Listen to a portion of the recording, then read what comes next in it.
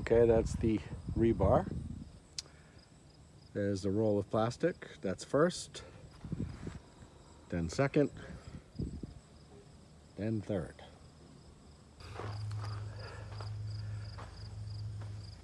Well, it rained this morning. It was raining till after lunch, and then even a little bit more.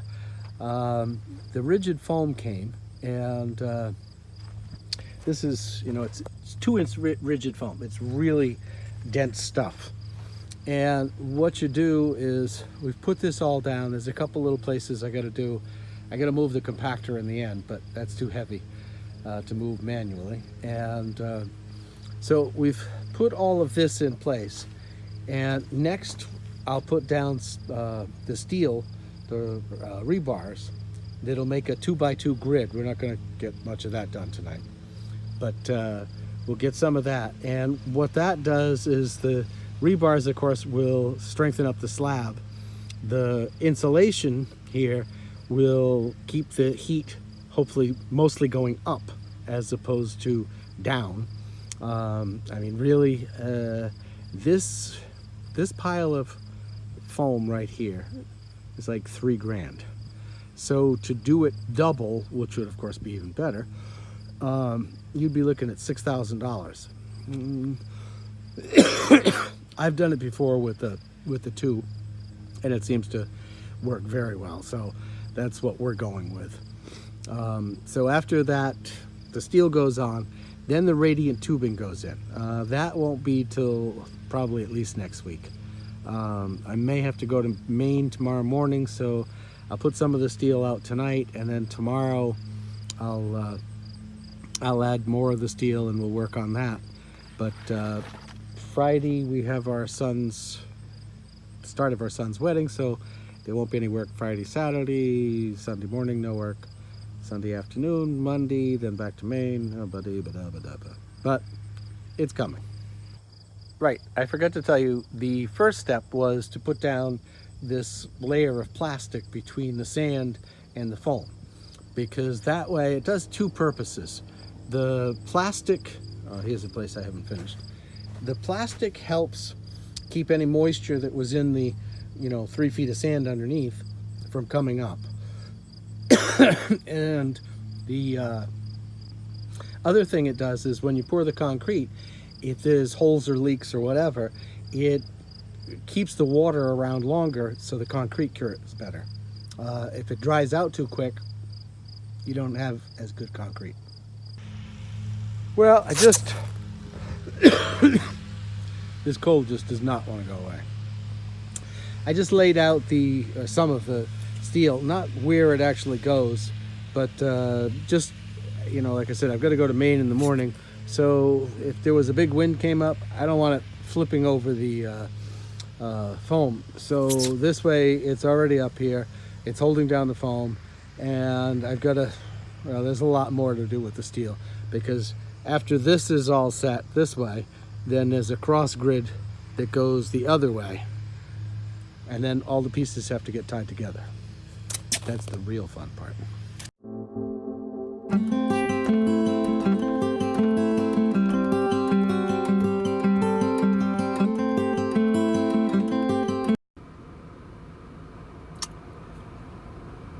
Well, Sid wanted to go.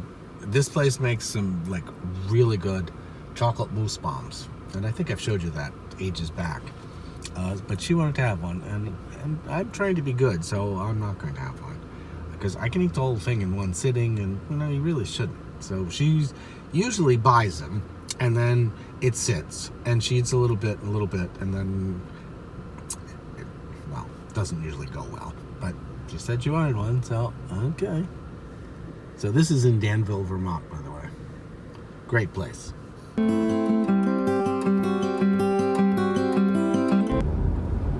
Okay, that is the said mousse bomb, or what's left of it. Actually, Sid's doing pretty good on that, huh? Yep. Not a whole lot left.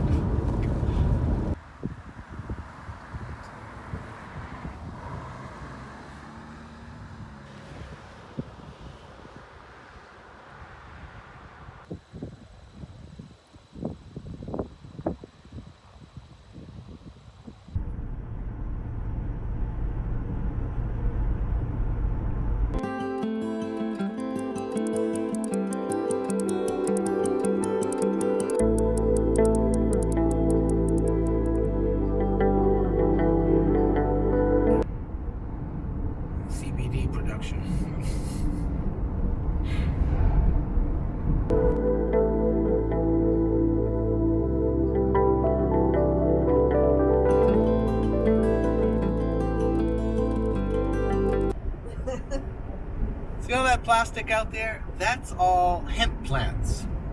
They're like everywhere in Vermont now. Everybody seems to be growing hemp.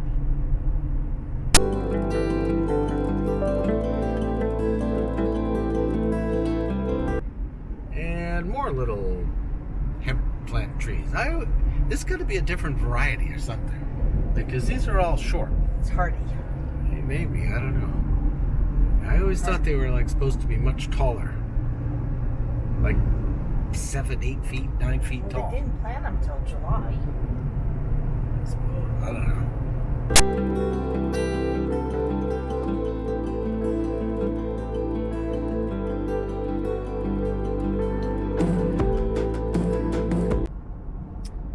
The Vermont Flannel Company store.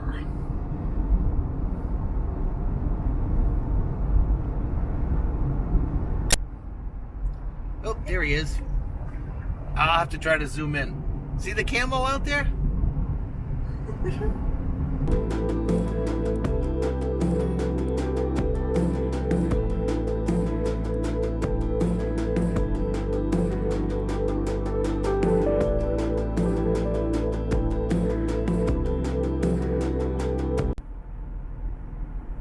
Well, it was a very nice wedding. We had that last night, and today we went back to Tyler and Jesse's house, helped clean up and everything, but we couldn't stay the whole time. We worked for like 3 hours cleaning things up, because we've got to head back to Burke, because this afternoon we've got to finish tying the rebar up, because tomorrow morning I've got to go get the radiant heat, and then we can start laying the radiant tubing for the heating system. Never a dull moment. And your little hemp plants.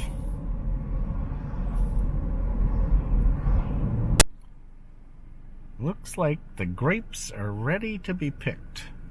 There's a wine place just behind here, so I assume that's what they're for.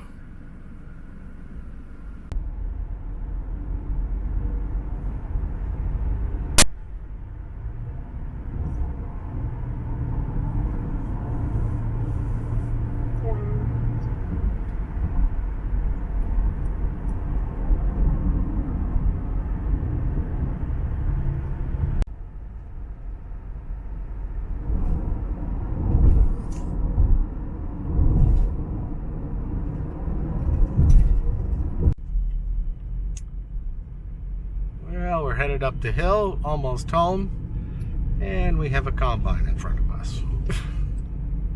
I guess he's doing pretty good considering it's quite a ways uphill.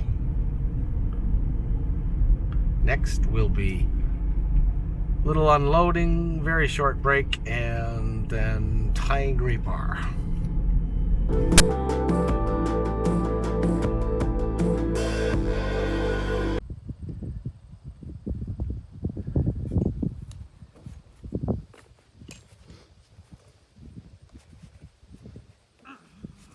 If the cooking thing doesn't work out, Sid could maybe join the steel workers union.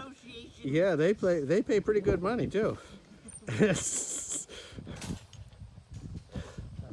So this is the grid of the rebar that we're doing, and it's a 2x2 grid, and it'll be raised up after. But right now it's just flat on top of here. So that way there'll be concrete underneath it and concrete above it, and then the radiant tubing gets attached onto this. This side I haven't done because I need to get the saw to cut these pieces, because the rebar is 20 feet long, and it's 20 feet on the outside but not 20 feet on the inside. So each one of those has to be cut down. That could be maybe Sid's job. Yeah. You don't think so?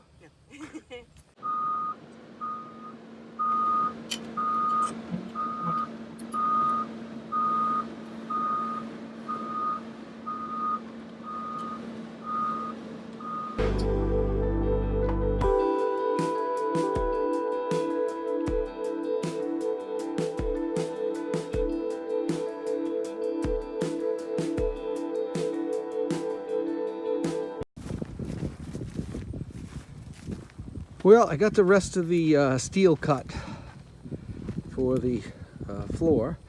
We got to go to our son's wedding, which is actually tomorrow, but of course you go early and everything. And so this is all pretty much set. Just got to be tied off. These haven't been tied. And then Monday I go and pick up the tubing for the radiant heat, which gets attached to these pieces of rebar. We got in the septic tank this morning, so that's all set. Other than I've got to connect it into the house drain, but that again will probably be Monday or Tuesday, whatever. It's not that much of a big deal to get that done. And we're doing pretty good.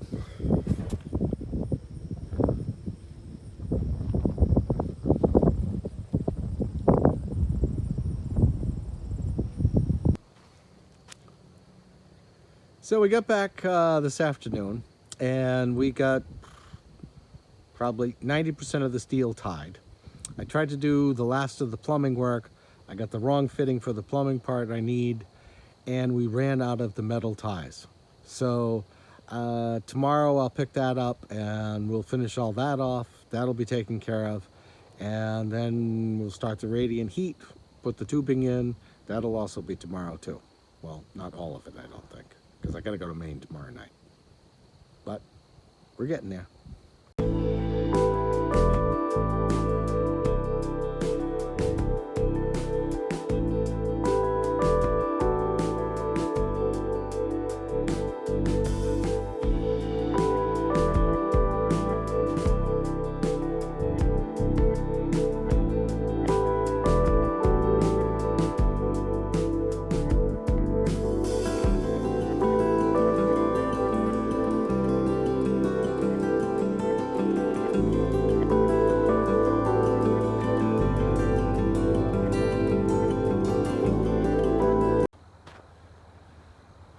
Well, we actually got it all in. It's not all completely tied off, but you know, you can see there's still a couple here and there, more than a couple, that have to be tied to the steel. But basically, it's in, and this is the manifold box where they're all tied together. So basically, these are just continual lengths. There's roughly about 1,500 feet of tubing in this, and I don't think you can see, but what you have to do, I have to take the top off after, and there's a pressure gauge. So you hook up a compressor to it, and you pump it up so that all of the tubes are at 50 psi, and you let it sit. So you let it sit for like a day or so, and as long as it stays like at that 50 psi, then you're perfectly fine. And I keep it pumped up to the 50 psi until after the concrete's done. That way I don't have to worry about it, you know, having a void or whatever. So this was today's project. It was a good project. Oh, and I got the septic tank connected. See the white pipe there? That's connected, so that's good to go. We're making progress. But now it's a little after 6, and I've got to run to Maine. Tomorrow I've got to take my father to Boston. So I'm just about ready for that fun 3-hour car ride. Oh well.